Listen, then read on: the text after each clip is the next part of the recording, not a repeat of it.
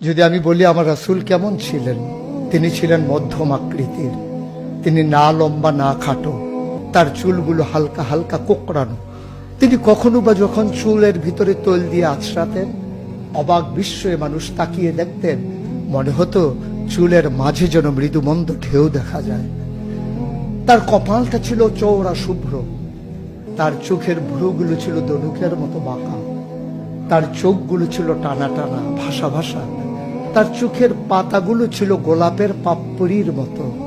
তিনি কখনো বা যখন চোখের পলক ফেলতেন, অবাক বিস্ময়ে মানুষ তাকিয়ে দেখতেন, মনে হতো মৃদুমন্দ বাতাসে গোলাপ পাপড়ি দোল খাচ্ছে। তার চোখের সাদা অংশ ছিল রক্তিমাভ সাদা, কালো অংশ ছিল তার কৃষ্ণ কালো।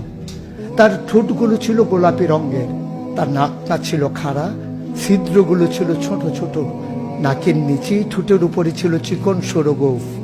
তিনি কখনো বা যখন মুচকি হাসতেন, তার গোলাপি রঙের ঠোঁট দুটো যখন একটু ফাঁক হয়ে যেত আর দাঁতগুলো যখন বের হয়ে যেত, মানুষ অবাক বিস্ময়ে খুঁজত কোথাও যেন বিজলি চমকিয়েছে।